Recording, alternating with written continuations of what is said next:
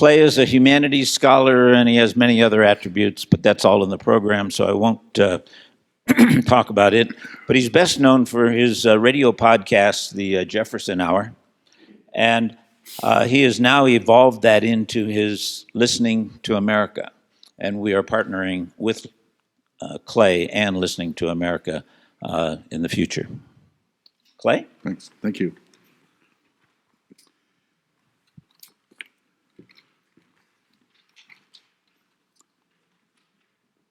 Good evening, everyone. I think you can hear me. I'm glad to see so many of you here and all those who are tuning in from around the country. We're glad to be streaming tonight. I'm delighted to be here. I come here now 4 times a year. It's sort of a second home to me now, except I'm homeless here. But I just love coming here. And yesterday I had the extraordinary experience of flying over the mountains from Denver to Eagle on as beautiful and sunny a day as I have ever seen. And I had a whole aisle to myself, which, as you know, seldom happens. And I took a lot of photographs out the window. And I just thought, Colorado is just stunningly beautiful. You are so fortunate to live in such a place. And I am thrilled that I get to come here. So this is a very interesting subject that we have so much to do tonight. I want to sort of get right to it, but I want to just say one thing. So several people in the front row here are survivors of my summer trips. You've probably heard of these summer trips. We go every year on the Lewis and Clark Trail, or we float the Salmon River, and these people are proof that you can survive this. And I very much hope that you will consider coming on one. You can go to my website, ltamerica.org. We also do 2 humanities retreats west of Missoula at a fabulous sort of retro lodge called Locksaw Lodge in January. I know that sounds a little odd, but it's just like being here in January. It's just magnificent. And so think about that. Next year we're doing Moby Dick. No, this year we did Moby Dick and the Epic of Gilgamesh. Next year, one will be on Thoreau's Walden and Edward Abbey's Desert Solitaire. They're 4.5 days each. And the second one will be on 2 plays by Shakespeare, King Lear and his high comedy, As You Like It. So I took a picture of these, I'm going to call them my groupies, to send to my colleague Beth, who's back in Bismarck. And I just want to mention her for a moment. She'll be coming in March. She's eager to see how this all works. And she was the director, as she's just resigned now, of the Bismarck Public Library Foundation. So not the library staff, but the foundation. And perhaps you know that a number of states have passed some pretty severe book banning laws, let's call them, and North Dakota passed a couple of them. And there was great concern about all of this. So she organized a read-in. It was in April. It was about 40 degrees, which is balmy for North Dakota. And people came in, and it was one of the most moving things that I've ever been part of. And she called me and said, "I hope I can count on you to come." I said, "Of course." And so when I'm called on to come somewhere, it's usually to talk. So I worked up a very brief 40 or 50-minute lecture. And when I got to this place, there were like 150 people there. And she came up to me and I said, "When do you want me to talk?" She said, "No, you idiot, didn't you read the memo? I just want you to be here with everybody else." And I said, "Well, I didn't bring a banned book. The only book I brought is my own book on North Dakota." And she said, "I said banned, not panned." Yeah, really low, really low. And so for half an hour or 45 minutes, 150 people silently read banned books. Lady Chatterley's Lover, Joyce's Ulysses, The Lord of the Flies. It was one of the most if we had spoken, if there had been signage and protests and hey ho kind of chants, it would have been much less beautiful. But the silence of it was absolutely magnificent. And the people there made their point, and they made it just absolutely beautifully. So that by way of introduction. Let's go to the first slide here. Books Under Siege, book banning. In America, I was passing through the Minneapolis airport the other day, and I saw, every airport now has a bookshop or two. Minneapolis has a number of them, and this was in the display. So you see that there's great concern by booksellers, by libraries, by schools, by citizens, by authors. Next slide, please. And this was not from the Minneapolis airport, but next slide, please. So let's, I must go to my text here because I can barely see the monitor from here. So here are the questions I hope we can get to tonight. We only have a short amount of time, but we'll get to what we can. First of all, what do we mean by book banning? Number two, how serious is this problem? Number three, do we accept the idea of age appropriateness? What role should parents play in the process? Does this movement have a chilling effect on our schools and librarians? And then finally, how should we resolve this issue? So let me do our quick quiz. You raise your hand if you're willing. How many of you think that book banning is always a bad idea? Okay. How many of you think that no? Well, let's say book challenging instead of book banning, but how many of you think that no, there are certain circumstances, especially when we involve young people in schools, where book concerns, book challenging probably makes some sense? Okay. You see, so that helps you think about your audience. Next slide, please. Here are a few banned books. Next. Here's a list, and again, I can't read it there. This is only a partial list. These are books that have banned in the last 15 years in America. Moll Flanders, As I Lay Dying, Catcher in the Rye, of course, Catch-22, Slaughterhouse-Five, The Alchemist, The Grapes of Wrath, Brave New World, The Rainbow, that's also D.H. Lawrence, Tropic of Cancer, that's Bad Boy Henry Miller, Hemingway's A Farewell to Arms, Sinclair Lewis's Elmer Gantry, Twain's Huckleberry Finn, Truman Capote's In Cold Blood. It's a long list indeed. Next slide. I just want to take a minute to talk about Joyce's Ulysses. This is the book that changed everything. So Joyce wrote Ulysses. How many of you have read Joyce's Ulysses? Wow. How many of you struggled with Joyce's Ulysses? I made a terrible mistake recently. A man at a breakfast in Athens said to me, "Why would anyone read Ulysses?" And so I made the case for it. And he said, "No, I'm not convinced." I said, "So let's read it together." And now we're reading it together. And it is tough sledding. I've read it 4 or 5 times. I think I finally cracked the code. But, you want to be on tiptoe and lots of caffeine when you read Ulysses. But here's what happened. It was published serially. He wrote it around 1918, 1919. It was published serially in the United States in a New York small literary journal called the Literary Review. And the censors under the Comstock Act were getting more and more edgy about it. And they actually confiscated several of the runs. And then finally the chapter called Nausicaa was published in the Little Review, in which there is a scene of masturbation. That had the entire run burned, and the 2 editors of the Literary Review were fined $50 each. So nobody would publish this in its entirety. Sylvia Beach, an American expat in Paris, Shakespeare and Company, some of you will have been there, printed the book privately in France, and it was smuggled all over the world.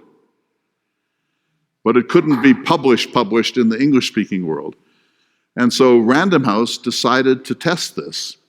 And so they made sure that some copies of it were sent over from Shakespeare and Company in Paris, and when they came to the customs office in New York, an attorney for Random House was there, and he took out the package and he showed it to the customs people and said, "I want you to arrest me. I want you to arrest me because we want to do a test case." And the customs official said, "No, we let that book sneak into the country all the time." And so then he had to really force them to prosecute.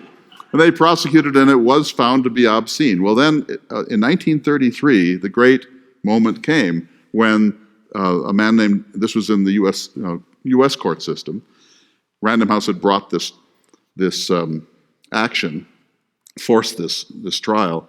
And the judge was a man named John M. Woolsey, and he farmed it out to a couple of his literary friends, and they both said, there's some problems with this, but I wouldn't ban it. And so he decided that it should not be banned. And I'll read you just two of his statements, which are a little bit wacky. He said, in respect of the recurrent emergence of the theme of sex in the minds of Joyce's characters, it must be remembered that his location was Celtic and the season spring. I do not think that really addressed the main issues here. He said, while in many places the effect of Ulysses on the reader is undoubtedly somewhat emetic, nowhere does it tend to be aphrodisiac. One of his readers said, yes, there is blasphemous material in Ulysses, and there are some graphic instances of human sexual behavior, but the book is so difficult and dense that no average reader will ever find them. So all that is amusing, right? But it was a landmark case, and it really was a pivotal case in the history of book banning. And the Supreme Court later adopted the argument. And there are three arguments, and that's the thing that I really want to dwell on for just 1 minute. This was in his famous decision. We must evaluate the totality of the book or work of art. We mustn't take a scene, a passage, a moment out of context and say, see. We must evaluate the entire work of art, the totality of the work of art. Secondly, this is really important, and I think this pertains to this discussion we're about to have. The effect on the average person is what's important, not the unusually sensitive person. We should test on the effect on the average person, not the unusually sensitive person. And then finally, we must examine contemporary community standards. That community standards change, and not all communities are alike. And so those three criteria have become very important in the legal history of book banning, and there's very little of it now. But it's a famous case. It's really an interesting case. There's much more to it than I have time to say. I'd love to lecture about it sometime, but Ulysses was the book that really turned things. And in Britain, it soon was published. It's published here. The minute that the judge issued his ruling, Bennett Cerf, you remember that name, Bennett Cerf he had typesetters waiting at Random House for the minute it was released, and they began setting type because he wanted to get it in print before anything else could happen. And that established the American copyright. Next slide, please. And there's the little review, which was one of the versions that was confiscated before the test case came. Next slide. This is what we usually think of, isn't it, when we think of book banning? This is Berlin. Books brought to the center of Berlin. I've been to that spot. There's a marvelous plaque there now. That sort of thing doesn't tend to happen in the United States anymore. And it very seldom happens at all. But that's the sort of bogey of book banning that we usually imagine when we hear that word. Next slide. And here's a second important case. This is the Grapes of Wrath. Grapes of Wrath is John Steinbeck's masterpiece, 1939. If you can imagine it, it wasn't officially banned by the state of California, but it was banned in Kern County, that's Bakersfield, until 1979. It could not be taught in the schools or in the library or be placed in the libraries in Kern County until 1979. That's how much bitterness had been generated by it. And this is a symbolic act of book burning. They're burning a copy of it. It won the Pulitzer Prize, and it launched the rest of John Steinbeck's very, very distinguished career. When I go on this I'm going to follow the entire Travel to Charlie journey later this year in my Airstream, still waiting on the Ford F-150, but I know you have one that you're not using, but I'm going to follow and I'm going to read all of Steinbeck from beginning to end, and including, of course, at the center, the magnificent Grapes of Wrath. Next slide, please.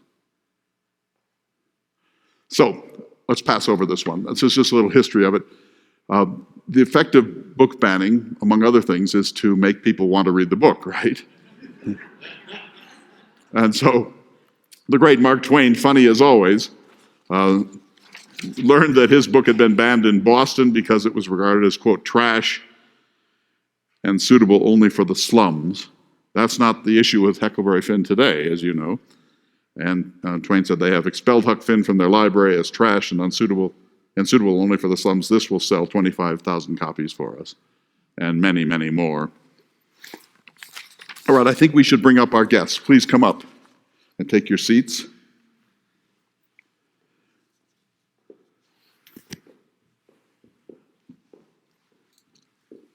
I won't go into great detail here, but please welcome Emily Knox and Max Eden.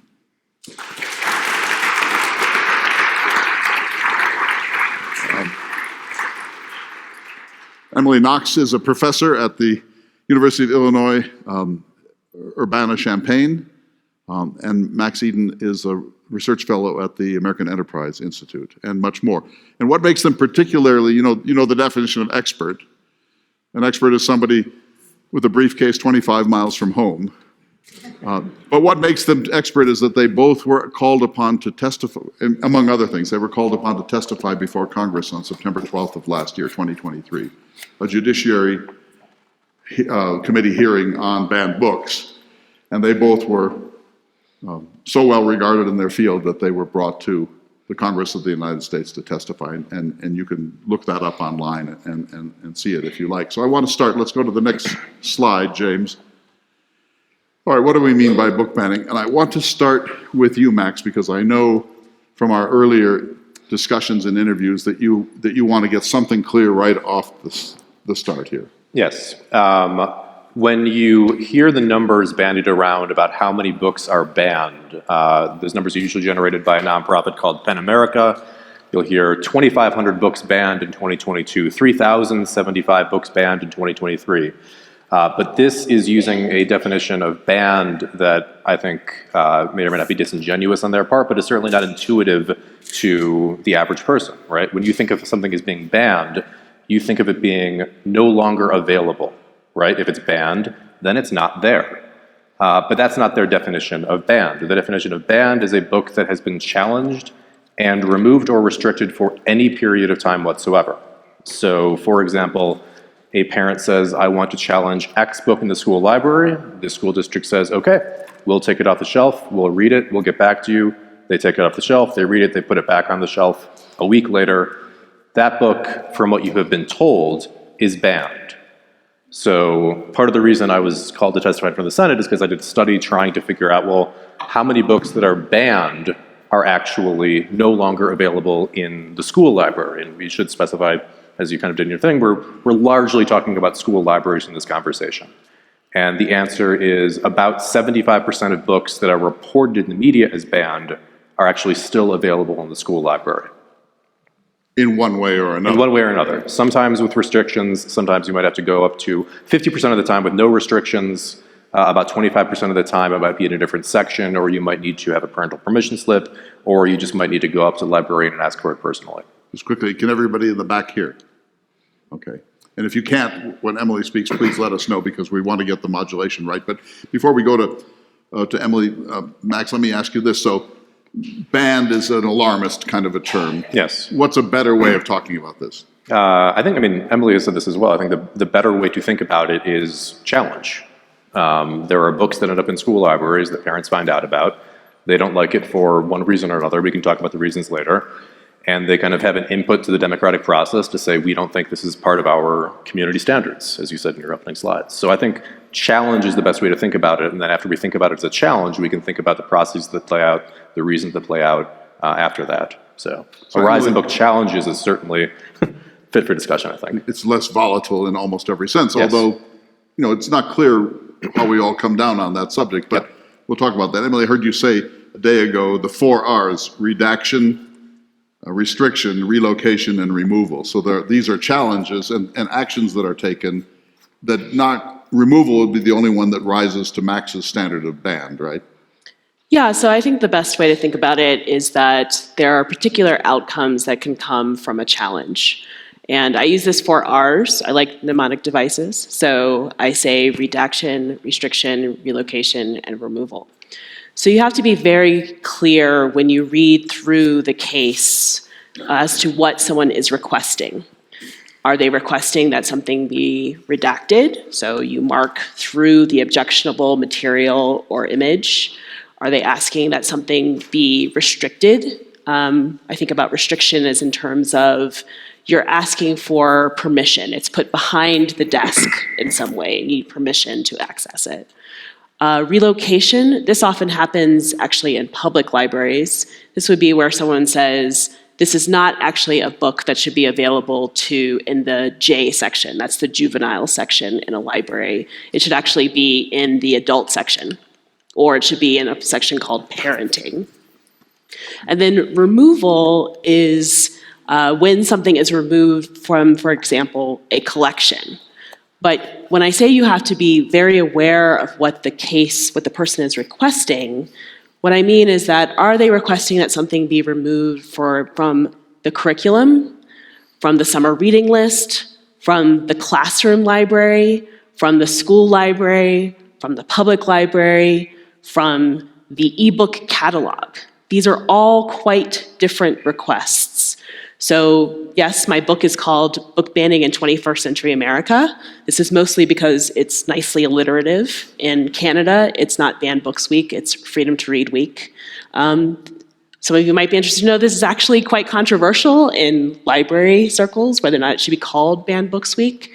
When Judith Krug came up with this title, she realized that it would be snappy and that people would remember it. And it's not really what we use within the freedom of expression community. We do talk about challenges. This is the request. The 4 R's is the outcome of that request. So the 25% are in the removal category. Yes. Emily, when did you publish that book? I published it in 2015, but I'm currently working on a second edition. I'll bet you are. My editor asked me for one. It should be out in 2025. So a lot of updates coming in your book, right? Yes. How is this spiking? I mean, are we at the height of it now, or are we past the height of it, or we don't know if the height is still coming? Where are we with this, do you think? Emily? So one thing to know is that prior to 2020, the American Library Association found that there were about 150 request challenges. We believe that this is an undercount because many challenges are never reported to a reporting agency. In 2020, there were over 750 requests. Those have gone up every year. The final count for 2023 has not come out, but it is assumed that it will be over 20% more than the requests in 2022. So this has been spiking. We actually have not seen a spike like this since the Satanic Panic in the early 1980s. This is the time when we've seen more requests for reconsideration, challenges that doesn't tell you what the outcome of those challenges are, but that these challenges are happening across the country. And we've seen a marked increase since 2020. What was the Satanic Panic? So I'm sure many of you will remember the Satanic Panic. This is when people were talking about basically that there were Satan worshipers in your neighborhood. And the way that this showed up with books is that people were very curious as to how people got ideas about the occult and that things were happening with their neighbors. And this would show up in schools and libraries. People would be upset about books about the occult that were in their, especially local public libraries. Including the Harry Potter series. So that was after this, because those came out afterwards. Actually, you were talking about book burnings. The last time we had major book burnings in the United States was actually the Harry Potter books because of their association with witchcraft. Yeah.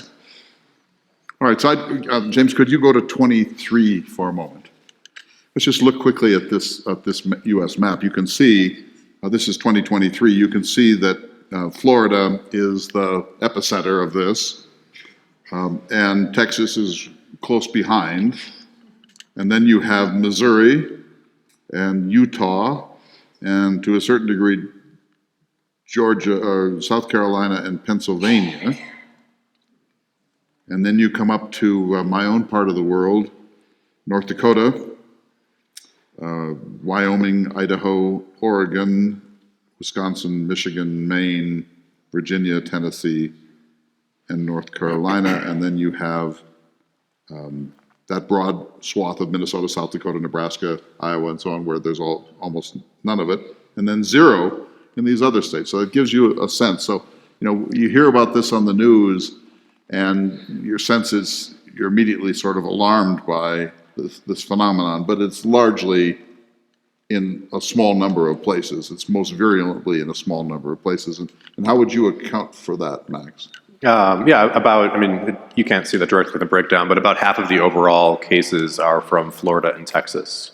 And I think that you can account for that primarily by kind of the base for the parental rights movement, as it were. There was a Washington Post article published a few months ago where they found that out of 1,000 challenges that they reviewed, about half of them were submitted by 11 individuals, which is not to say that it's only 11 people doing it. Many times those individuals are stand-ins for broader groups, right? But this is a localized phenomenon geographically, and in some ways a localized phenomenon politically. So go to 17, if you would, James. This is Penn's definition. I want to ask each of you what you think about it. Penn is poets, essayists, novelists. Penn, national organization, and this is their definition. PEN America defines a school book ban as any action taken against a book based on its content and as a result of parent or community challenges, administrative decisions, or in response to direct or threatened action by lawmakers or other governmental officials that leads to a previously accessible book being either completely removed from availability to students or where access to a book is restricted or diminished. Diminished access is a form of censorship and has educational implications that extend beyond a title's removal. Emily, what do you think of that definition? I would not probably use the same definition. I think that it requires a little bit too much explanation to talk about what the ban is. I would probably say that they are actually counting challenges and not the banning. I do think that it's important to think about diminished access, though. Yes, books can be available, but available to whom? That's one thing I always think about when I think about my work. So if something is removed from a school library, what does that mean for the students who cannot get to the public library for various reasons? Also, there are many districts that don't have a public library. They only have a school library. When we think about access to information, we still have to think about issues of class and the digital divide. These are very important issues when we think about something like censorship. So they do have that in their definition. I would say that thinking about it with this more nuance gives us a better picture of what is going on when we think about something like book banning. Say a little bit more about class and ethnicity. So in Illinois, where I'm from, everybody does not have access to a public library. There are many people who are unlibraried, I call them, using the term like unchurched. So they are unlibraried. I recently moved from Champaign, but the people who live in unincorporated Champaign are not able to use the Champaign Public Library unless they pay $50 or something like that. What does that mean for a child who lives out in the farmland and whose parents can't necessarily afford to pay that money to use the public library? It means that their only access to a library is the school library. we assume that people have this access that's not necessarily true. Also, yes, books are available from Amazon or your local bookstore, but that requires funds. And as we know, most kids do not work. How will they pay for those books? Their parents do not necessarily have the money to purchase books for them. So when we think about things like a classroom library that a teacher curates or the school library, you have to think about who are the different children that are using those materials. So we tend to think a reader is a reader, and you're saying it's more complex than that. It involves ability to pay, location, capacity to read, etc. And these all affect this too. Yes. So, Max, I mean, you heard the 4 R's. Is restriction, if restriction means that if I want access to a book, I have to walk up to the librarian in the school and say, I'd really like to read this book. I know I would have been almost unbearably intimidated by that when I was a middle school student. Is that effectively a ban, effectively a restriction? I mean, it's a restriction, but it's not a ban. To kind of go off of what Emily was saying and take a little bit further, I think the terminology of banned is kind of is triply absurd, right? Okay, I mean, triply, give us all three. I don't have alliteration here, but I mean, first, right, with everything that Emily said, understood and accepted to a point, there is something kind of funny of, you can buy banned books outside, right? These banned books do get into greater circulation after they've been, banned books, even I'm saying it, get into greater circulation after they've been challenged. So that's one, is these books, they're available in some sense. right? Only one book has really been banned insofar as it's been taken off of Amazon, and that's When Harry Became Sally, which is a book critical of transgender ideology, gender identity theory, whatever you want to call it. You know, if it's taken off of Amazon, I'm willing to accept that it's banned. So this is a book which is skeptical about Yes. this phenomenon. Correct. And Amazon, as a corporation, probably pressed by people, chose not to make it available. Correct. Which is effectively, in your view, a ban. I don't know how to get it. I'm friends with the guy. I mean, I could ask him, but... Okay, that's number one. So that's number one. Number two is, as I said earlier, 75% of books that are banned are still there. So they may be restricted in about 25% of the cases. Most of the time, they have just been temporarily reviewed. And the third is that when we think about banned, we're looking at it from a very strange snapshot of time/sales decisions, right?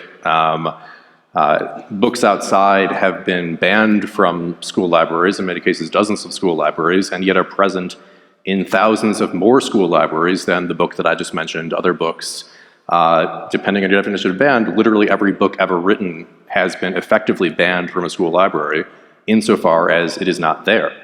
And so when we consider books that are in some ways privileged enough to make it into a school library, which is an extremely small fraction of it, and then we consider a challenge to that book to be a ban, to get worked up about that, we're just looking at such a small snapshot of it that it's, to me, kind of absurd.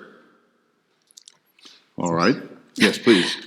So I would like you to speak a little bit to how selection takes place in school libraries. I teach a course called Intellectual Freedom and Censorship at the University of Illinois. I have all of my students read an article called Selection, Not Censorship by Lester Ashheim. It's freely available if you would like to read this article. What happens when you're doing selection is that you really look for reasons to keep a book. Now, there is not unlimited space on a library shelf, but you think, instead of saying, why should I not have this book on my shelf? You think to yourself, given my budget, why should I have this book on your shelf? And this puts you in a different mindset than thinking about why particular books are bad for any given reason. I should also say that school libraries have collection development policies. These are vetted by librarians themselves and also by the board. So librarians are not making arbitrary decisions about what goes into any particular collection. We teach a course called Collection Development, where our students learn to balance the budget and the policy to provide the best information resources for their patrons. I think it's important to know this because I think this is often a black box, right? People just are not sure how books get on the shelf. You go to your library, it's kind of like magic. You go to the new bookshelf, a book is magically there. How did it get there? It actually went through a very long process of decision-making, and then through vendors who send books out. It has to be processed. It has to go in the catalog. But this is actually something that librarians take a lot of care with, to think about what do our patrons need?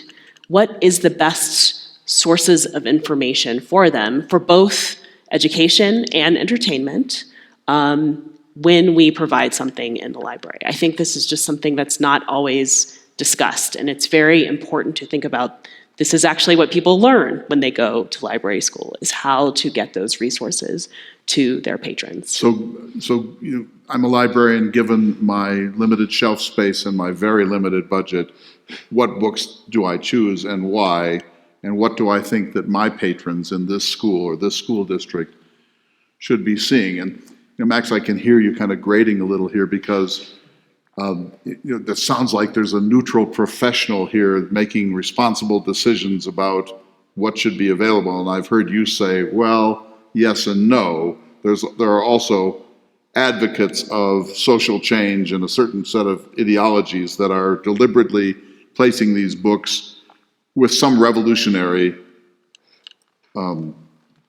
purpose, right? Yeah, I mean, the president of the American Library Association, Emily Drabinski, is a self-proclaimed Marxist who has said that libraries should be sites of socialist organizing. Say that one more time. Libraries should be sites of socialist organizing. And that is who? Emily Drabinski, the president of the American Library Association. So the ALA, the American Library Association's president, is a self-proclaimed, and on their website, Marxist change maker. Yes. And Which it should be said, we had the Nazi evocation earlier, and that the notion of book ban does evoke that. The notion of Marxist for half the country, more than half the country, invokes the gulags, and invokes Mao, invokes the Great Leap Forward, and invokes tens of millions of people killed for the sake of an ideology of progress and social justice. So this is something that when a parent realizes, wait, these expert librarians are being given book recommendations from these expert librarian leaders that are Marxists, well, maybe I don't trust that expertise is actually based on the interests of the students, the interests of the community. Maybe it's based on something else. And given that, as Emily, indicated, the question of what does my community need is an inherently political question, not necessarily a partisan one, but what are the needs of the people around me? What does this kid need? What does that kid need? To the extent that is a adult who's firmly ensconced with the community, one set of decisions will be made. To the extent that that's an adult who is being influenced by an organization that is fully beholden to an ideology, then you're going to have a substantial dissonance. well, Max, one more, and then I want Emily to respond. But I think you're saying that there are social justice activists and ideologues who are infiltrating our system to try to change the conversation about questions of gender and so on. Yeah, I have not reviewed the tape personally, but I have a friend who I trust who attended a national school librarians meeting where they literally chanted, "We are social justice warriors." So there is a culture of that in the advocacy and professional associations, which informs the recommendations that are made by the librarians and the selections that they make. Irrespective of the head of the ALA, how widespread do you think this is? Institutionally, I think it's entirely widespread. I think these institutions have full stated, very public commitments to these notions. Emily? So I think what I want to discuss is a little bit about what might be meant by social justice. When I think about social justice, I think about the work of especially people who were of Christian heritage and who believed that their own religion drove them to understand and see the dignity of every human being. To me, that is what social justice is about. Yes, Emily Drabinski is a Marxist. That does not mean that all librarians are Marxist, But I think we should also think about, what is the library? To me, the library is one of the most amazing institutions that we have in the United States. The public library movement started here. And what people decided is that as a community, we are going to put our resources into this institution so that everybody in our community can get resources for free. Yes, it takes money. You have to build the building. You have to have people who staff it. But there are so few institutions in our country that are like the library. Any of you can go to your local public library and just be there. You do not have to spend any money to be there. You can just sit by the window and someone will not say that you need to leave.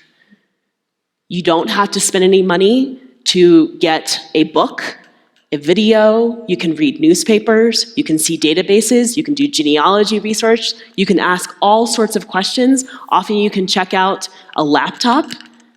During the pandemic, what we found was that people would come to the library parking lots to do their work because that was where they could get free Wi-Fi.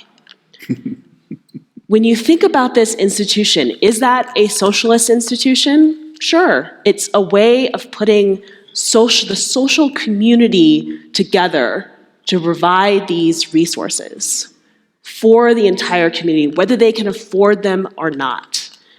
There are so few places like that we have anymore.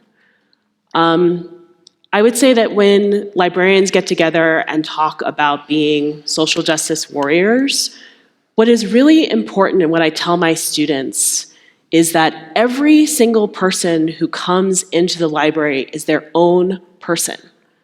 They deserve your respect.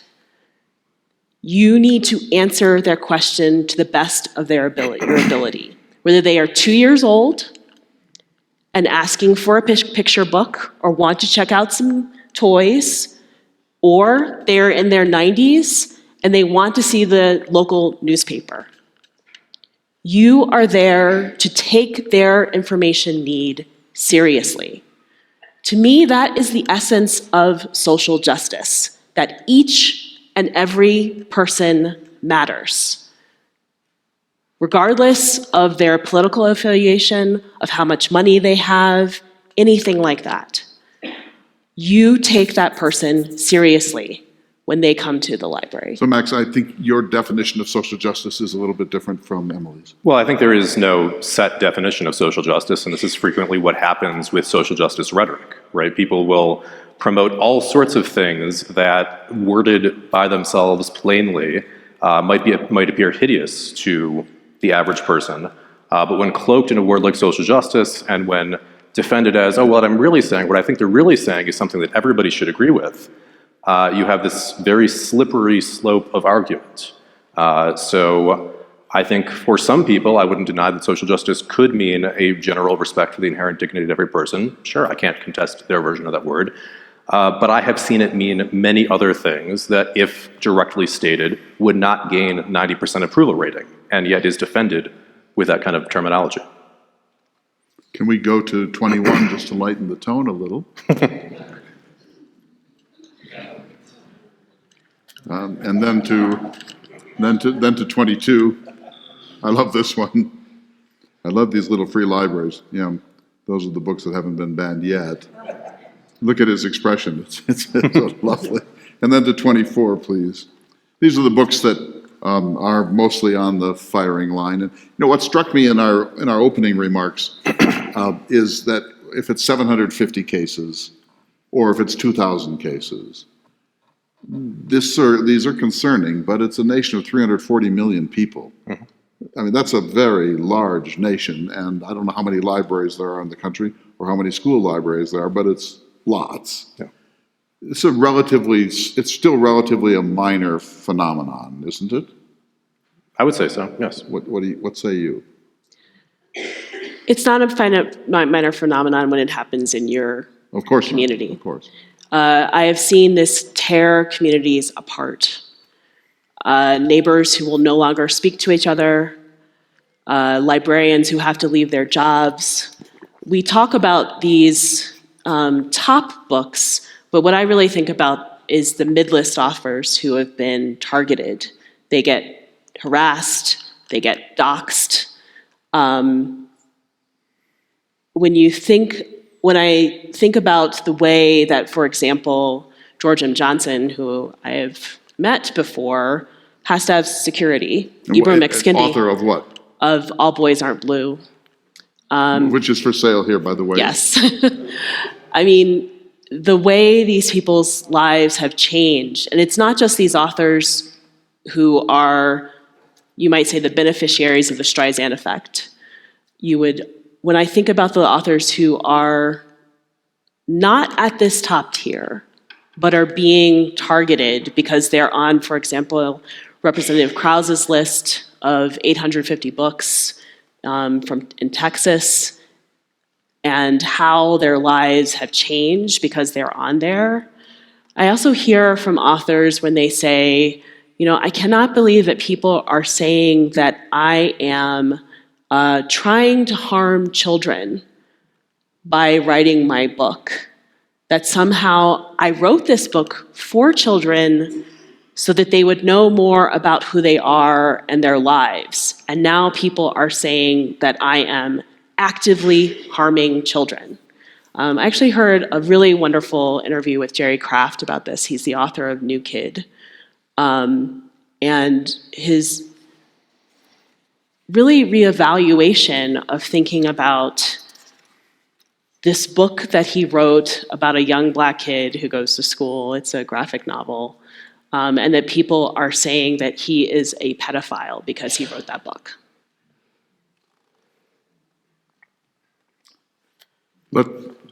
Let's go to 26.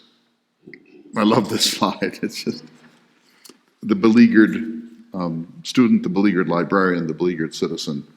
And then let's go to 27 here.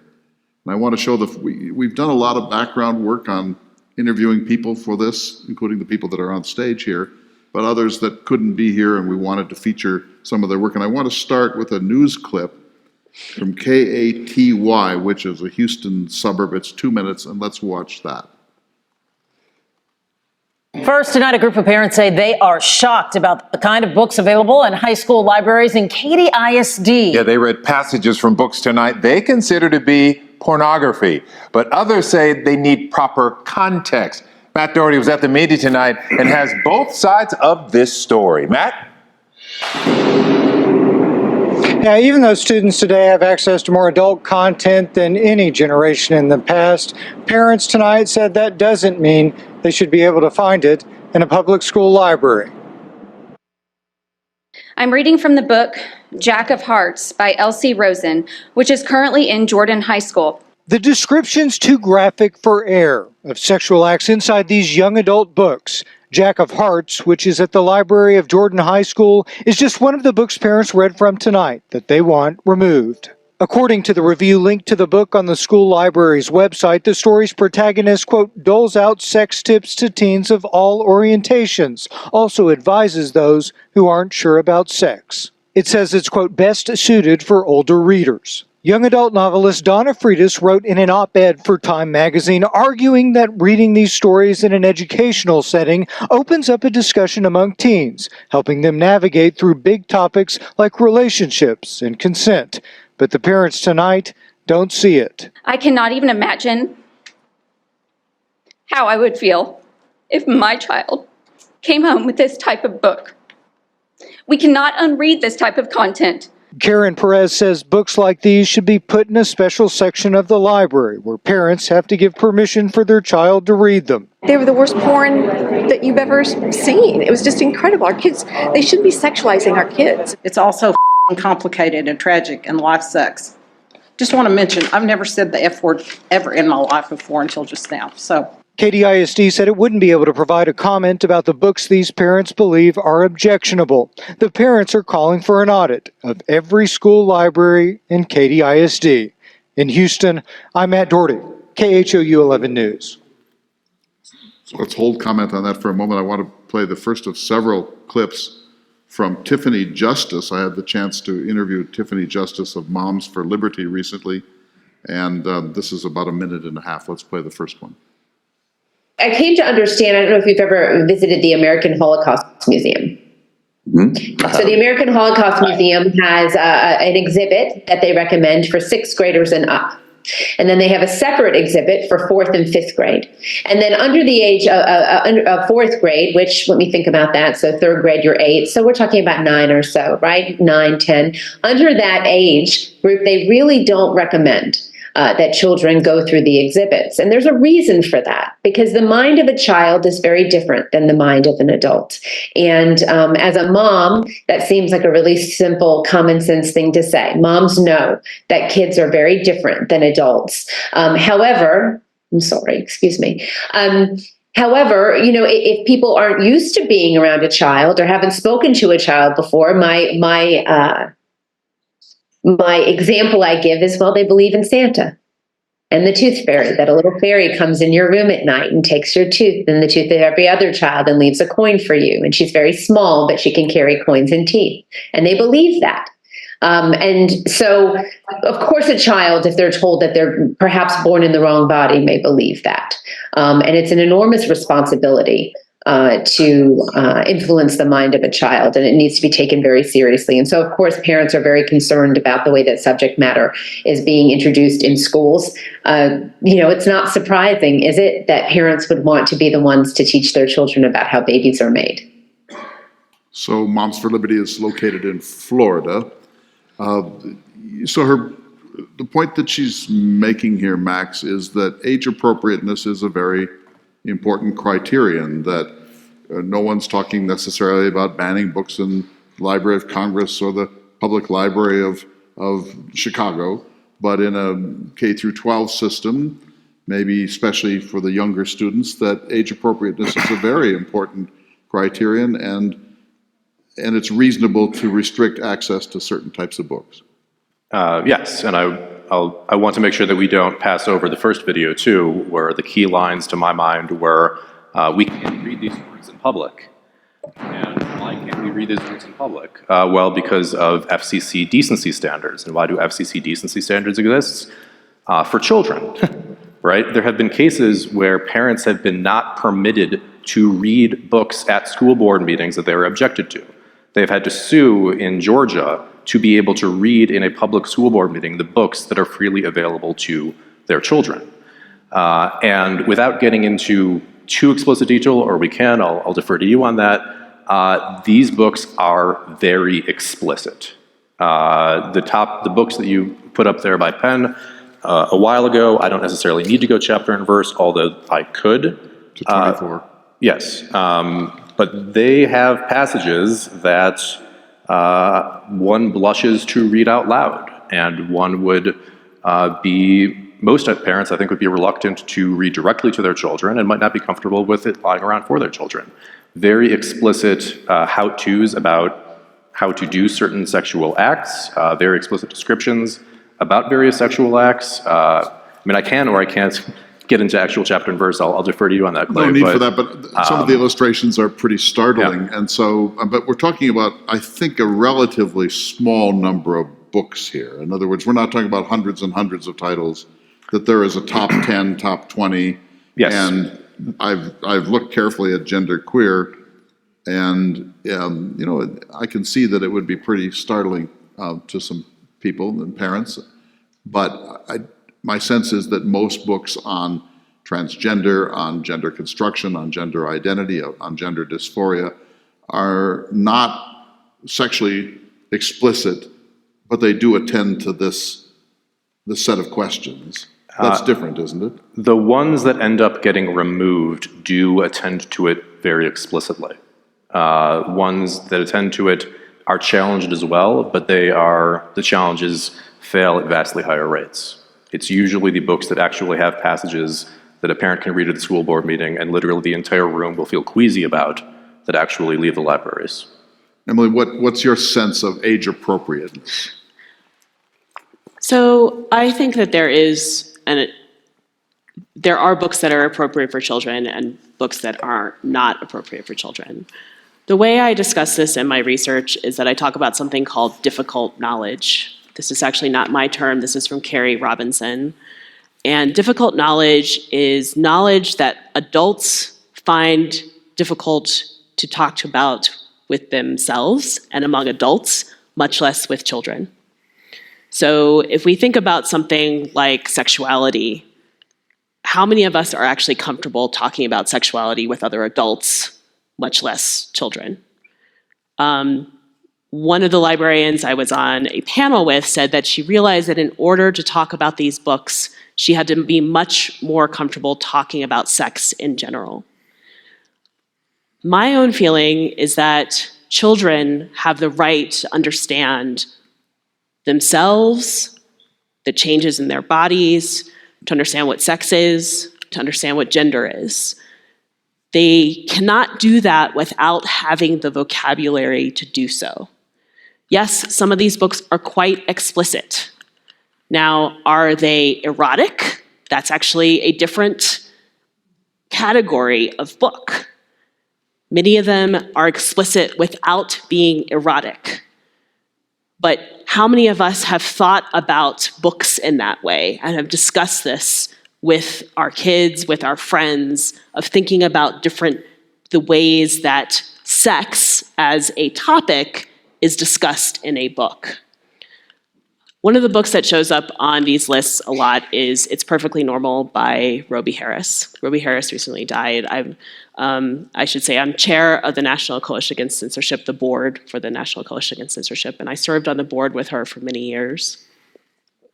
Roby would tell this story about how her book, which is quite explicit, it has very clear pictures of people having sex, of masturbation, of what genitals look like, issues of gender and sexuality throughout it. It also discusses child sexual abuse. And she tells a story of how one mother came up to her and said, you know, my child was reading your book, and they pointed to a picture in the book and they said, this is what daddy does to me.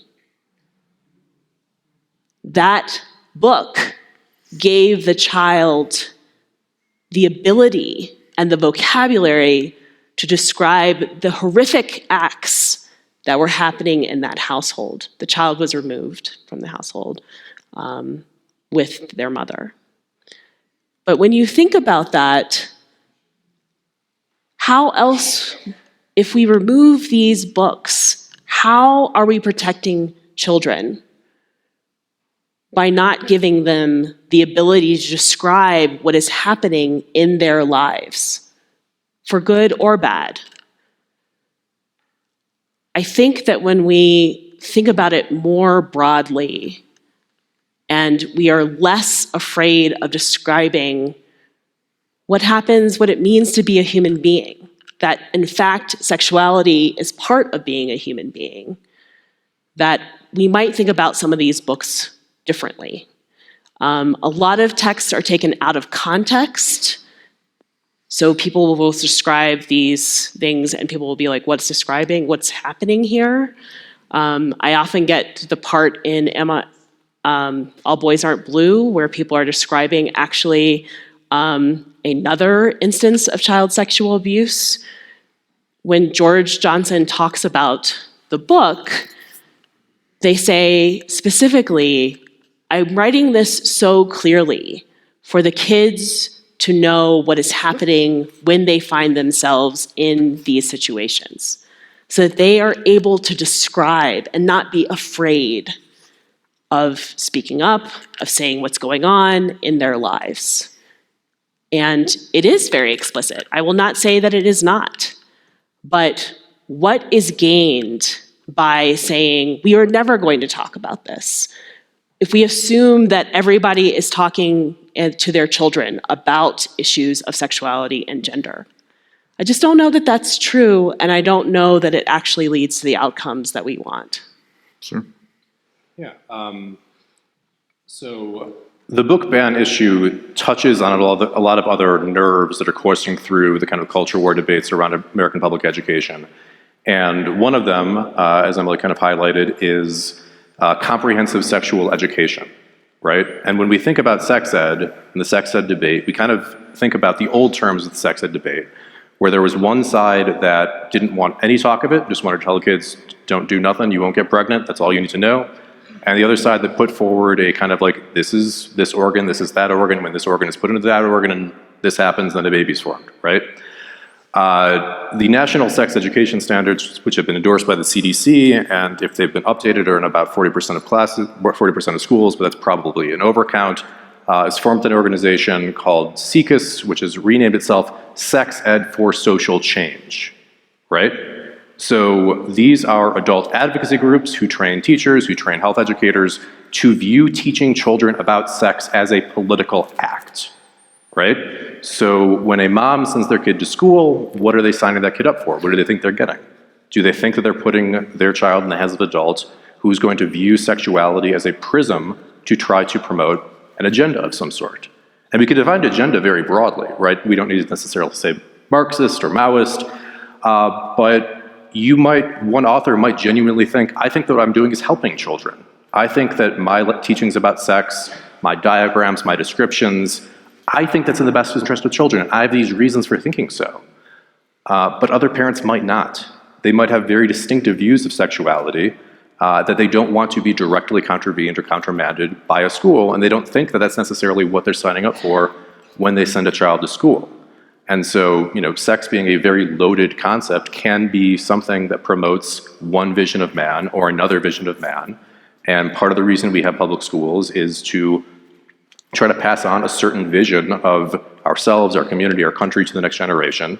And the question is, what is that vision and who decides? What are the community standards? What are the messages and who makes the decisions? So a lot of these books that have very sexually explicit passages also promote very particular ideological claims, right? One could speak of the illustrations in genderqueer, and one could take them out of context, or one could put them in a broader context of a book that is making a normative claim about gender and queerness.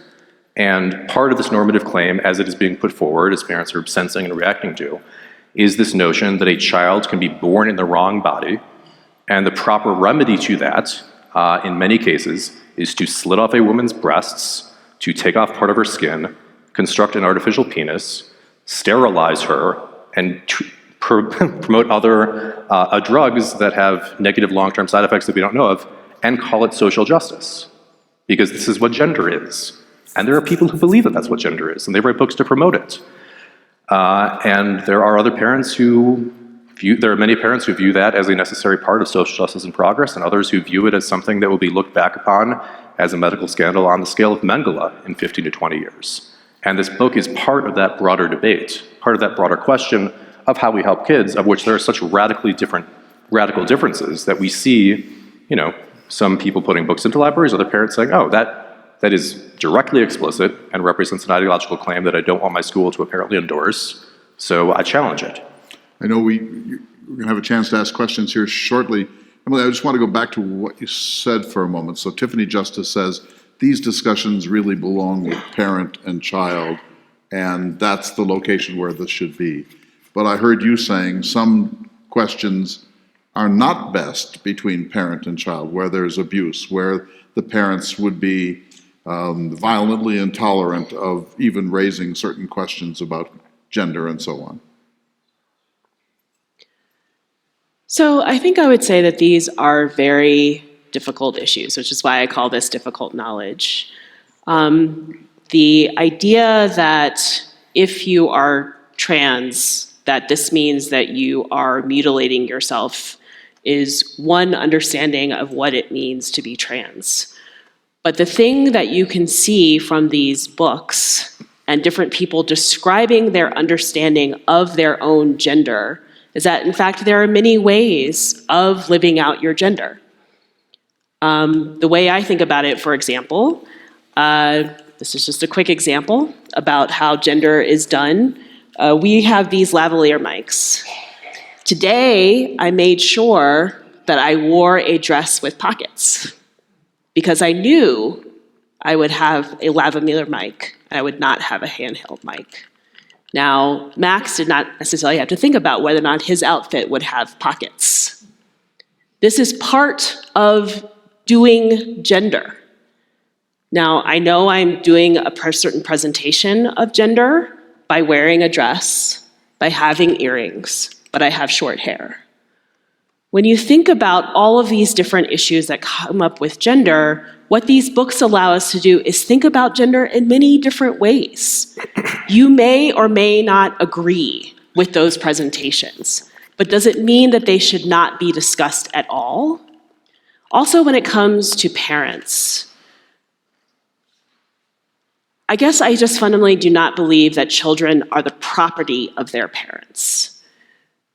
Your children may or may not agree with your values. You try to inculcate your values with your children, they may not agree with you as they grow up. They may turn out to be very different people than you expected. They are their own person. Children have their own rights to who they are as people. All parents are not good parents. How do we make sure that we care for especially children who do not have good parents? I think these are really difficult issues, and often the type of remedies that we have are very heavy-handed, as opposed to actually trying to figure out what could be best for the child in this situation. It is possible that a kid feels that they are born in the wrong body. They may or may not change their mind as they get older. In fact, what we see is that many people who decide to transition are actually senior citizens. They feel that they have lived in the wrong body their entire lives. These are different ways of understanding the human condition. And I guess that's what I always think about with these books, is that they are windows, mirrors, sliding glass doors to help us understand our fellow human beings. Max, when we first contacted you, you talked about this study you did, this survey of the country and challenged books. And you see how this conversation has gravitated towards transgender questions. And it does seem to me that that's the biggest flashpoint in this, right? I would say so, yeah. And that's recent. If you look at, I have the statistics from earlier, and that was just 7%. Now it's up to 30% and rising. And we hear about race, which is another flashpoint, violence or heterosexuality, explicit heterosexuality. But it's amazing how the transgender debate has really become the nexus of the culture wars on book challenges. Yeah. And that's absolutely the case, and there are very profound reasons for it, right? I mean, one, it's fundamentally a question of the nature of man, right? One thing that you will hear frequently from proponents of gender identity theory, let's call it, is that, their opponents deny that trans people exist, right? And one doesn't necessarily deny that, I certainly don't deny that a person exists with a sense that they're in the wrong body, but is that either physically or metaphysically true? That's the question. And what do we teach kids, right? We teach kids that there's a tooth fairy, they'll believe that there's a tooth fairy. We teach kids that there is this notion of gender identity, which can be discordant with your physical body, and which may require these modifications, which can be medically disastrous. And that comes along with secondary teaching, which is that this is progress, this is social justice, this is truth, and if you disagree with it or you deny it, then you're a bigot and a transphobe. So the parents who are concerned about this are partly concerned because they might have personal experience with either their child or a friend of their child who has been down the rabbit hole of rapid onset gender dysphoria, which is something that was documented very effectively by Abigail Schreier, an Irreversible Damage, a book that you will not find in school libraries, a book that was recently challenged in a public library up in some state earlier. It was in the Washington Post article. It was Maine, I think. Maine, yeah. So they're both concerned about that, but they're also concerned that their public school, by presenting children with this idea of gender identity, are presenting metaphysical truth claims that if they are not accepted, label people who do not accept them as bigots, right? And one can debate, whether or not children are the property of their parents. It's a very kind of a fraught term. But should a parent reasonably expect to send their child to a school that will teach them a fundamental moral lesson that will make them look at their parents as though they are bigots? That's a huge part of this debate that is, going on through the comprehensive sex ed, the gender identity thing. And this is why I think it's centering, as you said, in these books that not only present sexually explicit content, but also do it in the service of normative claims that frequently don't allow for children with developing minds to find a moral gray area. So, we're all adults in this room, at least physically, and we have some people probably younger who are watching on streaming, and so we've chosen not to show certain things tonight because they are so explicit. And I know that when we get into this zone of the whole transgender debate, which has come for most of us, I think most of us in this room, it's come fairly suddenly, fairly recently. We weren't talking this way in 1970. That doesn't mean there wasn't this issue, but this is an issue that has sort of spiked in American life. And I know when we talk about it, even though we're adults and this is why we're here, I feel uncomfortable. And I think some of you feel uncomfortable too. And I just want to localize this a little bit, if it's okay, James, to go to Tegan Davis, Eagle County librarian, to look at what's the situation here. It's a short clip. Has a book been banned in the last year? No, not in the last year. So, it is, again, as far as the process is concerned, once I review the professional library's recommendation and make that decision, it is based upon the recommendation along with, the Library Bill of Rights, the freedom to read, and the freedom to view. All are part of the ALA, American Library Association's doctrines that we stick to. So her view is not much challenging here. That things are seem to be more relaxed in this place. Let's also go to number 7, Jamie LaRue, talking about this in a broader perspective. I think it's political. I think there has been a long-standing trend of anti-intellectualism and Puritanism in America, but mostly for the time that I was working as a library director, it was pretty steady. I mean, it didn't fluctuate all that much. That sharp upturn in 2020 meant that it had become a platform, really, of the Republican Party. There is some censorship attempts that comes from the left, but nothing that is as profound or pervasive as what we're seeing coming from the right. I think, it's interesting. In many of these states where this legislation is being pushed against librarianship, we've now begun to see legislation that's on the other side. So Illinois passed a law that banned banning, which is sort of interesting, although how well that works has yet to be determined.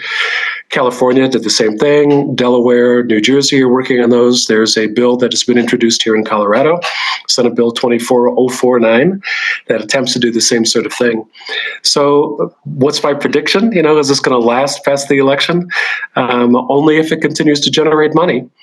And so if it continues to get people mad and they send money to their whoever says they're going to fight this, it'll last as long as the money does. Max, I'm guessing you disagree with that view, that it's politically driven and it's about raising funds, and when the funds are no longer coming, that this will die a natural death. I mean, I also disagree with the characterization of anti-intellectual, which is something that you will frequently hear men of a certain status and caste and ideological bent use to kind of castigate people who view issues very differently. I think the thing that changed is fundamentally the gender, and also, although we haven't talked about it, the race issue. And I think that nobody can deny that we have seen a massive shift, a massive, very rapid shift in elite opinion on questions of race and gender in a very short period of time, right? And I'm not going to personalize it for him because I don't know this man, but I know many people who were on the left in Washington, D.C., who consider themselves to be intellectuals, who just believe fundamentally different things than 5 years ago and don't even realize it.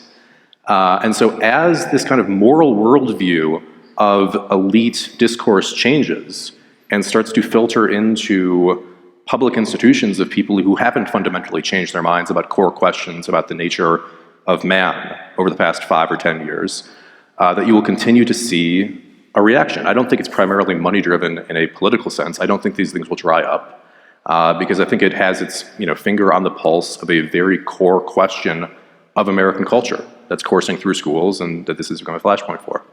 But what about sort of the Enlightenment's view, which I think Emily espouses, that there should be a free marketplace of ideas, that all ideas are on the table, that in the long run, good sense will drive out nonsense, and science will drive out superstition, and truth will prevail over error, and that to deny any books or any discourse is to distort the process so that you can't do the work of getting at the truth. I mean, we've all grown up with that ideal that we hear from John Milton in Areopagitica. We hear from John Stuart Mill. We hear from Thomas Jefferson that this is the standard of the Enlightenment. And the old statement attributed to Voltaire, "Madam, I disagree with what you say, but I shall defend to the death your right to say it." It seems, I don't want to get you wrong, and I have the deepest respect for you, but you seem more alarmed than I think I'm sensing in the country. Yeah, it's a very triumphalist notion, isn't it? What is? That the good ideas always win out, and that open discourse always yields to a brighter, sunnier future. It's kind of belied by the course of history. Things don't always go well, right? The Nazis won in as close to a democratic process as they had in Weimar Germany. The communists took power by, in some ways, circumventing that notion, but in other ways exploiting notions of freedom and social justice in certain ways. So I don't have the sense that the best ideas will always win in the open marketplace. I just don't have that sense of confidence. That's one thing. Another is, again, we're not talking about what is and isn't going to be available on the literal marketplace, right? Again, only one book has been taken out of Amazon's circulation, which is a book on the other side of on the right side, what we could say, of the gender issue. The question is, what do our schools do, right? And Emily earlier gave, I think, a laudable pain to the institution of the public library, and I don't quibble with anything that she said there, but we're not talking about American public libraries, we're talking about American public schools, to which parents are compelled to send their children, for which Americans elect school board members to try to promote and reflect community values, and which speak with the authority of the state, right? What your teacher tells you is not necessarily his or her free speech, it's government speech. It's what you are paying for as a taxpayer, and it's what's being presented to the child as true. And so what happens in the free marketplace of ideas if a compulsory education system all of a sudden starts to present a different set of ideas as true, and that comes with a whole set of social sanctions and stigmas upon disbelief? I think you can have a fundamental moral reorientation, because A, I'm not necessarily confident the free market of ideas will always yield the best outcome, and B, I don't think that that's actually what we're talking about when we're talking about school libraries and schools in general. So Emily, one of the things that, we're going to go to questions here in 3 minutes. One of the things that really concerns me is the chilling effect. So it's a relatively small number of titles, it's a relatively small number of instances, as you say, small number nationally, but it matters if it happens to you or in your community. But I know many teachers in North Dakota and elsewhere who are now spending their days looking over their shoulders, that are afraid. They're making choices for safer rather than less safe books. They're afraid that they're going to be outed and become a poster child in the community for this controversy, that they are taking the safe route because they want to keep their jobs. They are averse to controversy. It's just easier to comply. How widespread do you think this chilling effect is? I think it's quite widespread, but actually the way we see it is that fewer people are choosing to be teachers. Also, I hear from teachers who say, I am not going to teach that because I am afraid of losing my job. The So I did talk about public libraries. I can also talk about public schools especially how we do not really trust teachers in our society. Teachers are often poorly paid. It is a feminized profession. It is often seen with suspicion. When I think about what it means to be a teacher now, I'm going to make this quite localized. If you were a teacher in a middle school, how would you explain to your 7th graders that the only visible Black person at this meeting right now is me? What would you say? I'm not asking you to answer that question right now. I am asking you, how would you answer that? There are lots of different answers you could give for it, but it's a visible thing that we can all see, and there are reasons why I'm the only visibly Black person here right now. So how would you explain that to a 7th grader? That's actually what I think a lot of this is about. How do we explain where we are in our society? What does it mean to be a good citizen? What I actually think is that a lot of the challenges to books that we see in schools especially is happening in these suburbs and exurbs that are changing demographically. So these are places that have already had white flight out of the cities. These are very rarely happening in large urban areas.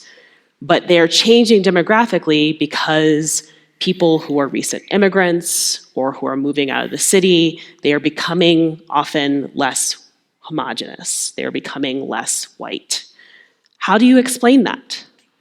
I was talking earlier today, how do we explain that the people who are living here are no longer here? Where are the Native Americans that were originally living in this beautiful, beautiful area? Did they just leave by themselves? Where did they go? How do you explain that to someone who's 8 years old? That is what we ask our schools to do. And we don't have consensus on how to explain that. And that is why we see so much consternation, pushback on what is going on in our schools right now. We are changing as a society. By 2040, we will no longer be a majority white country. We already have states that are not majority white. How do we explain that? How do we talk about our history and explain where we come from when we are no longer a majority white country? These are really difficult things to discuss. And it's imperative that we figure out how to explain them to our students in public schools. And this is what we're having right now, which is this culture war over this. And we'll leave it at that for the moment. We'll have questions here, so raise your hand and they'll get to you with microphones. But you raise such an important point. Part of what's at stake here is the American narrative. And I think a lot of people have a certain idea of the American narrative, and they're highly uncomfortable with the challenges to that narrative that have come in our time. And this is being played out in all sorts of ways, but in our schools, of course, is one of the centerpieces of that national conversation. And my biggest concern over the next few years is to try to figure out, is there anything like an agreed upon American narrative as we approach our 250th birthday? And I think the answer is no. And I think that's a real problem. And you're sensing that people don't want to make the adjustments to have a narrative that's more inclusive, more difficult, more unsettling, and that this is part of the reason why this gets flashed back, right? To me, this is inevitable. This is part of being in a country that is out of many one, right? Is that we are always struggling with how to describe who we are as a people. So questions, please raise your hand. We'll get to as many as we can. Be brief. this is very interesting, and specifically about schools and school libraries, and because it goes much further if you were to talk about what children of all ages can access on the internet. So this is not about that. I'd love to have a conversation at some point on that topic. The question for the statistician, have there been any books banned on something other than social justice, gender, and so on, such as assault rifles and mass killings in schools, very relevant to schools? Has anybody stood up and said, I object to a book, or I would like to see a book in the library that addresses this issue? Because you want to talk to children about tough issues, fine. Sex, gender, that's only been going on for 10 million years. So how about suddenly we're having children seeing other children shot? Has that been any part of this conversation? Thank you. Go ahead. Yeah. I mean, I wrote a book about a school shooting once, about the Parkland school shooting. To my knowledge, that book is in 0 school libraries across America.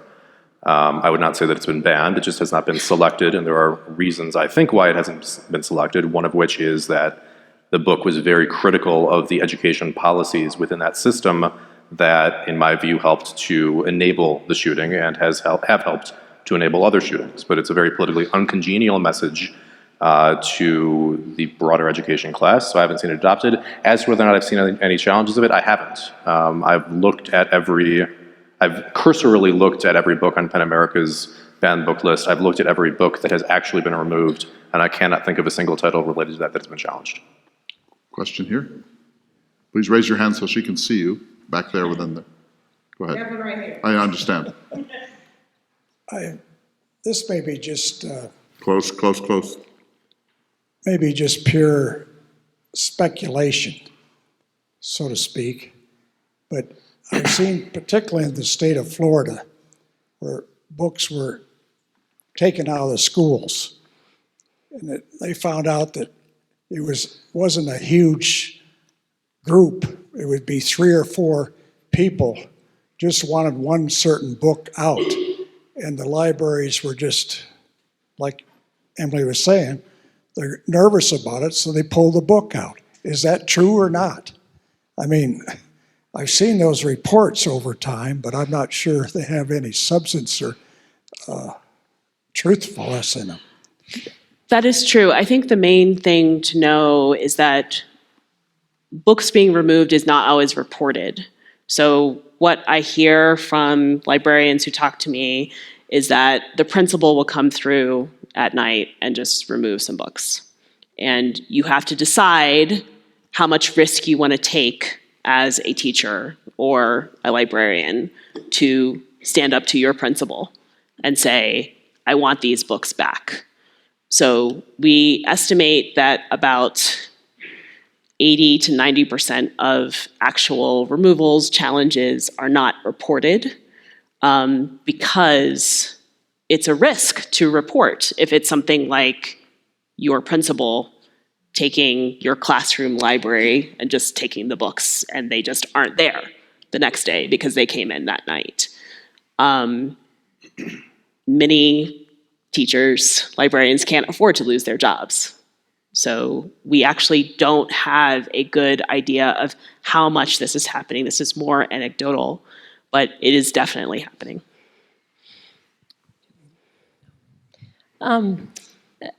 Thanks first for bringing this conversation to our community.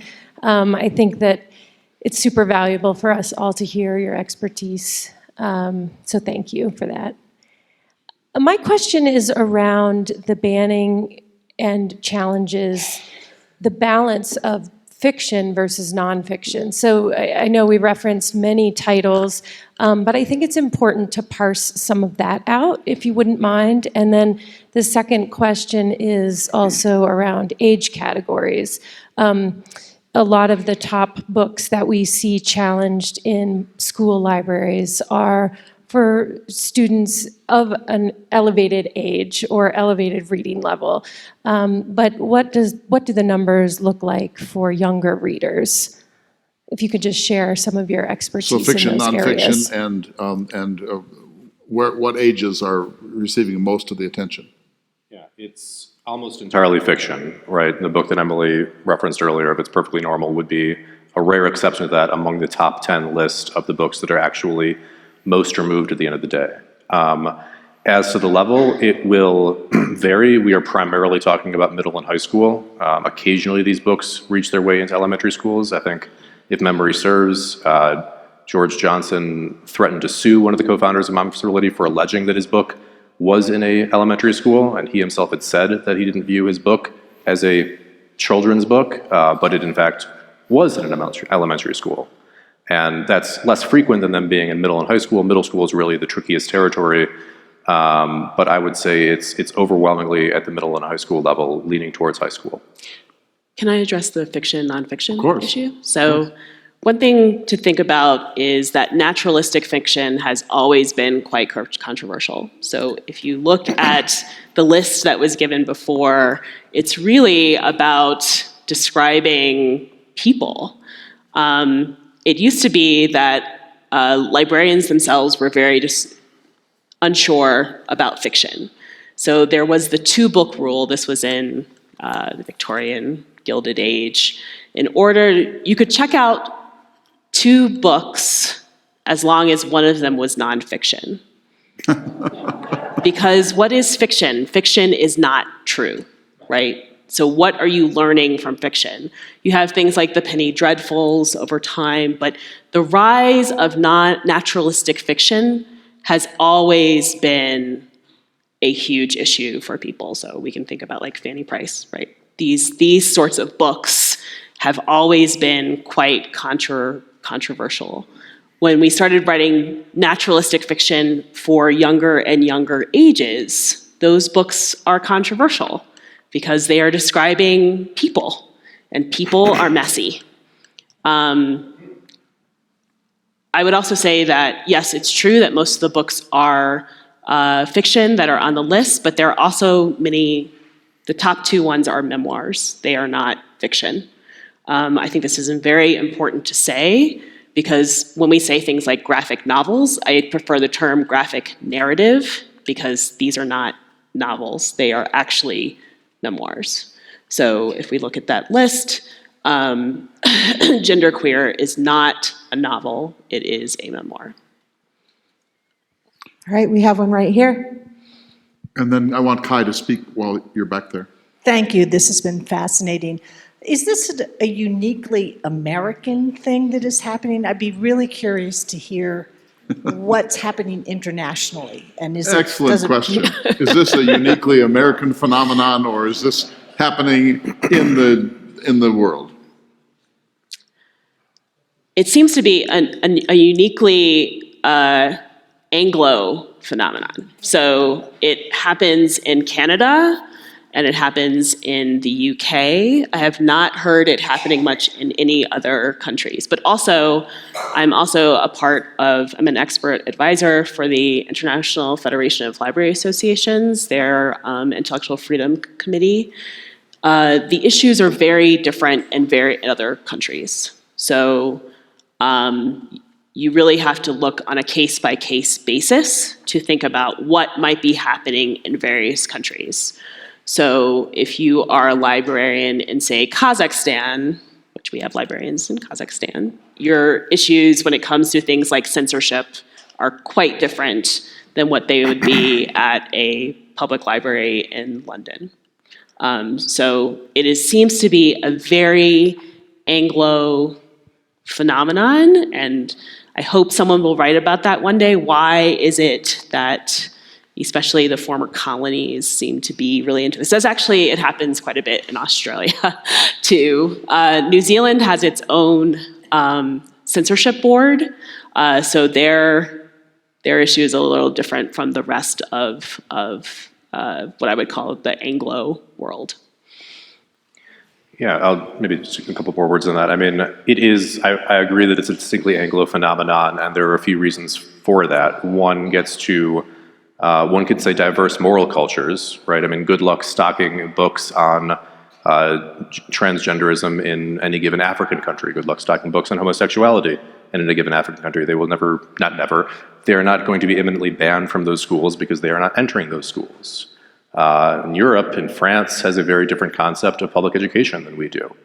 They think that students should be kind of broadly on the same page, literally, kind of at a given day. So the idea of a school librarian given broader academic freedom to influence the child the way that he or she sees fit, that's just not very French.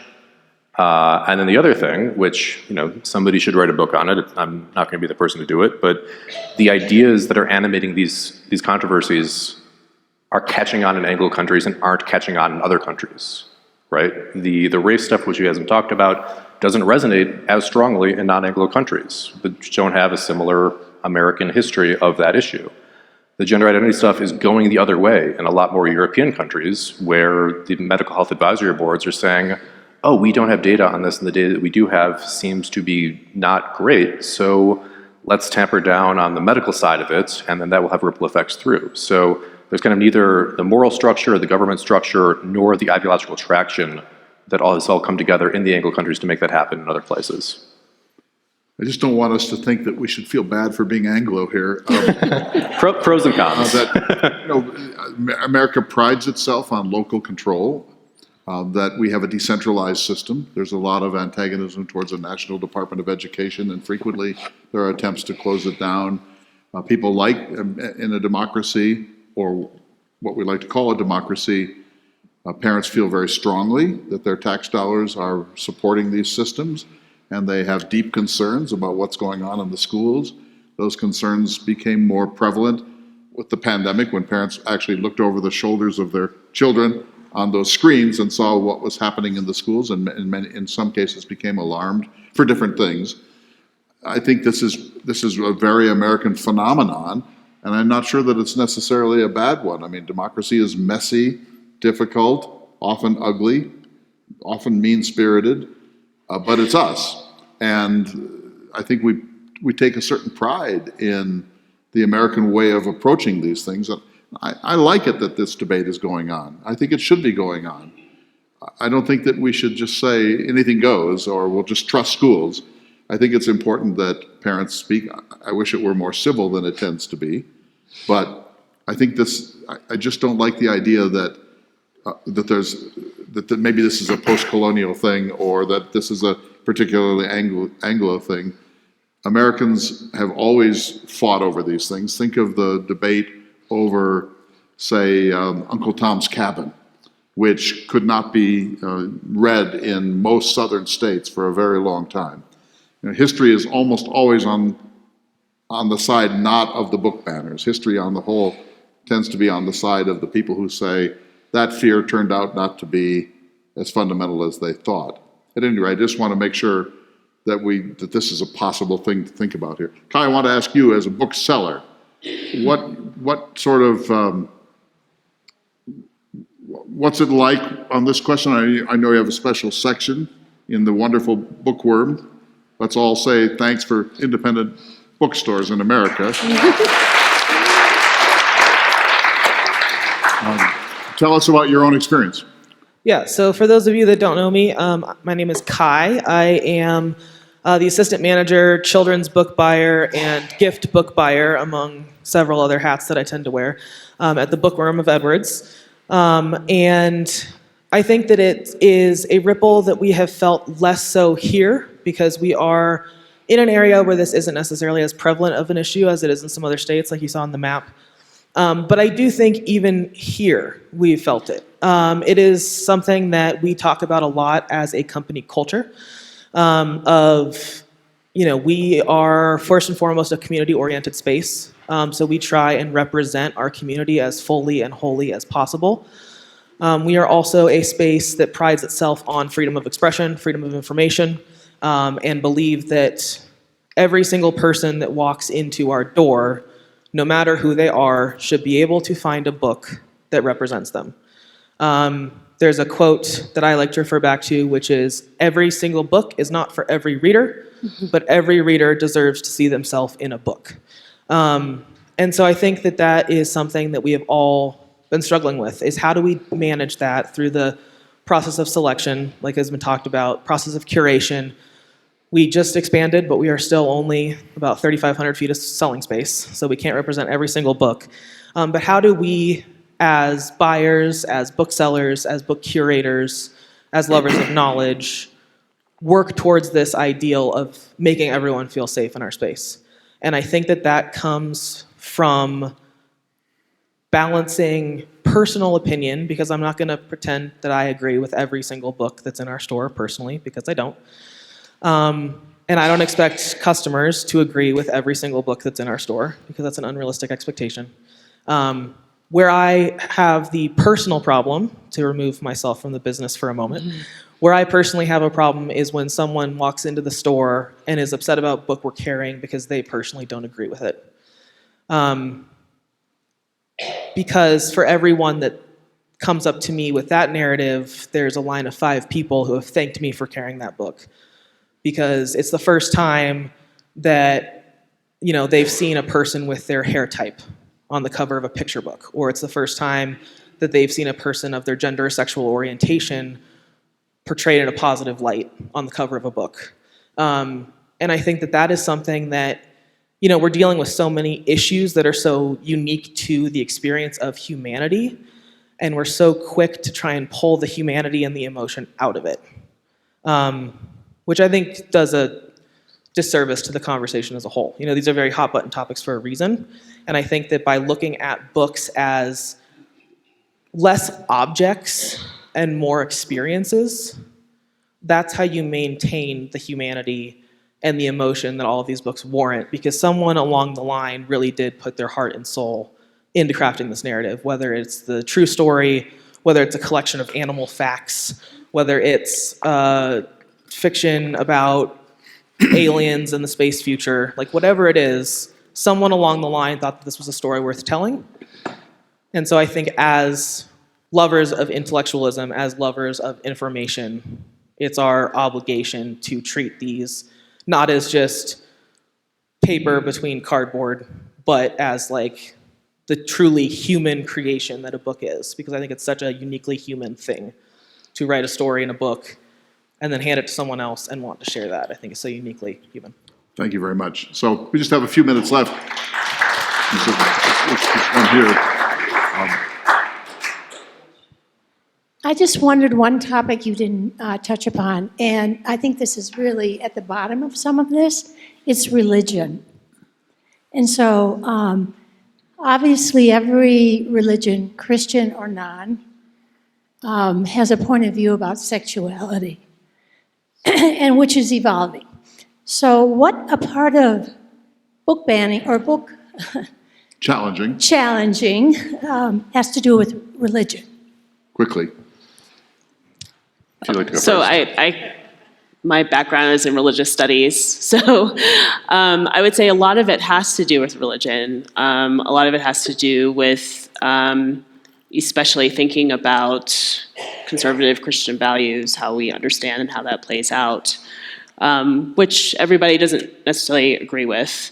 I was actually a theological librarian for 5 years at the General Theological Seminary of the Episcopal Church in New York when Gene Robinson was first ordained as the first gay bishop of the Episcopal Church.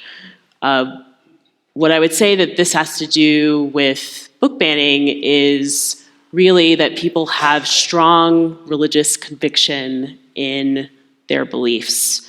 One thing we did during that time was we collected everything we possibly can on any side of the issue related to LGBTQIA issues and the Episcopal Church, whether it did not matter where it was coming from. We wanted to have it. That was, of course, a private library, so it's quite different. But I would say that religion comes in quite a bit with this. In my own research, what I talk about is the Reformation and some of the doctrines that we have inherited from the Reformation about the importance of reading, that reading can actually save your soul, which is why people get so invested in what people read. This is the doctrine of sola scriptura. Also the idea that no one comes between you and the interpretation of texts, that this is the doctrine of the priesthood of all believers. So if you're really interested in more issues related to especially received heritage of understanding reading practices through religion, I recommend my book. I go into it quite in depth. But a lot of this is related to the loss of Christian hegemony in the United States, which is partially what I was discussing when I talk about the change in demographics. So we have just time for a couple quick more questions. We'll be very quick. And then I have one little thing I want to say as we go. So here first. Hi, thank you. I guess outside of the school arena, and let's say in the public arena, if you will, and on the internet, what kind of censorship is going on? And I guess specifically more on the dark side, if you will, like something that comes to mind is making ghost guns. And is there a censorship going on there, and who does that? Or should it even be done?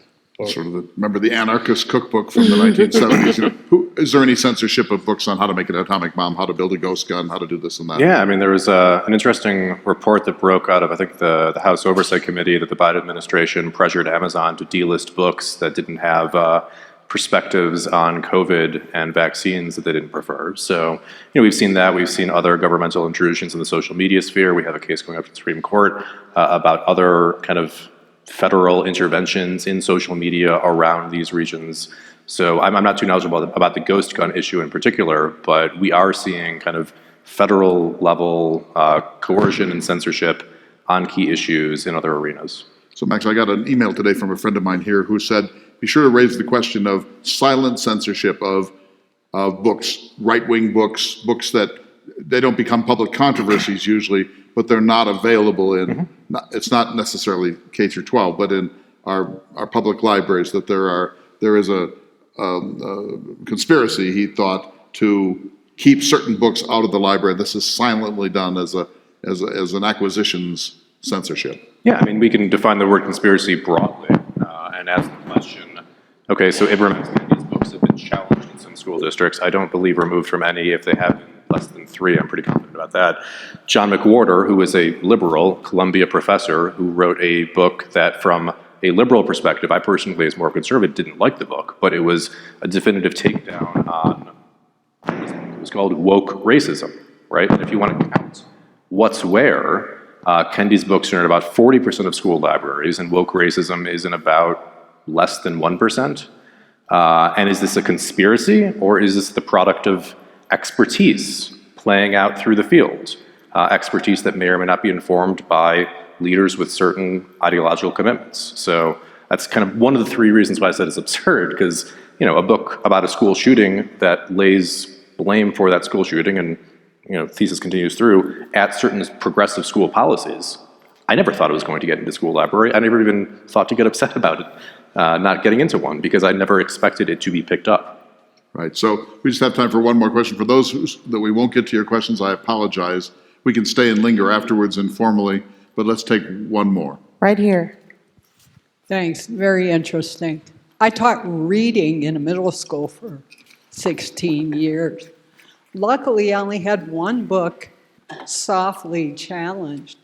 But my question is, where's the balance between, I don't want my kid to read this book, and I don't want any kid to read this book? Where are the solutions? What about that? That, I don't want this book anyone to read whatsoever, or I just don't want my own child having access to this. Yeah, I mean, that's the question that ends up getting carried out through school board debates. When a parent raises that question, puts it to the locally elected government agency to make a decision they think is in line with what they believe the school should represent. And it should also be noted, I think it's important to note, when we, the top 10 most actually removed books, a book like Genderqueer, a book like Lawn Boy, these books stay on the shelves more than half the time.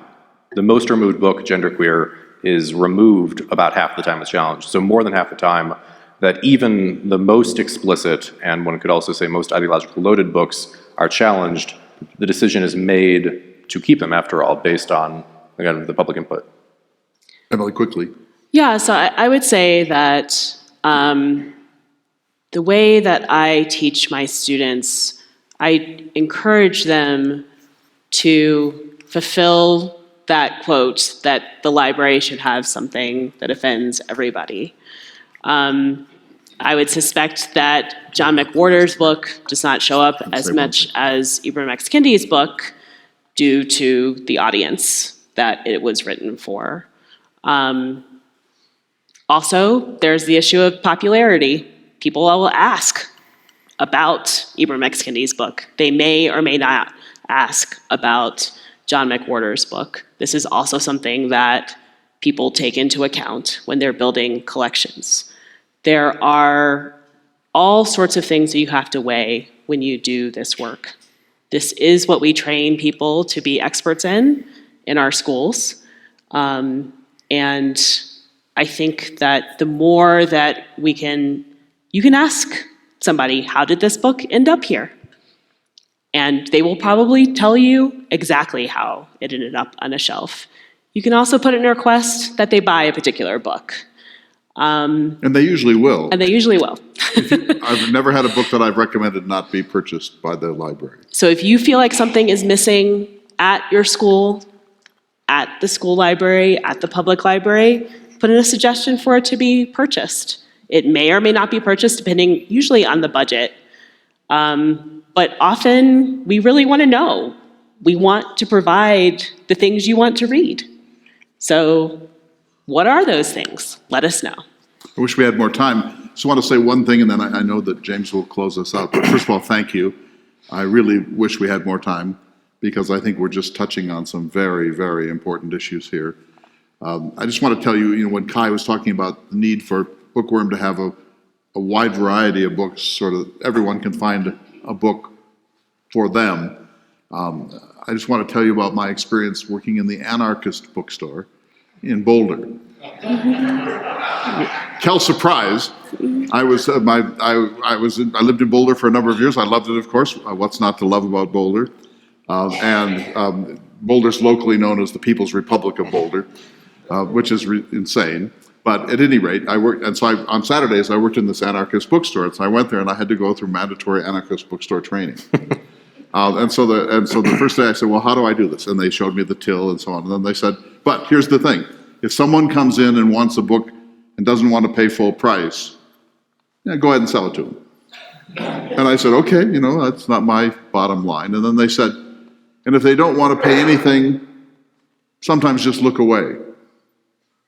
And I thought, thank God for Boulder. And no one came in to buy Thomas Sowell. No one came in to buy your books. They don't want your books. They wanted anarchist books. And it was a highly successful idea with a very, very poor business plan. Well, I loved it. And people would come in and they'd say, I really want this book. I only have $2. And I'd say, okay. I've been instructed to bring your U-Haul, James. What a phenomenal program, thanks to all three of you.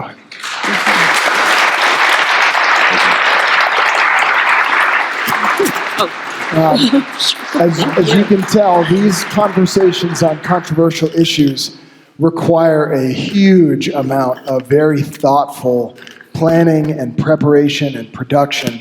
I'd like to recognize Mary Pat Rapp for helping us get this plane in the air. And Dale Mosier for his help. And on the technical side, Jeff Fleming with Eagle River Presbyterian Church.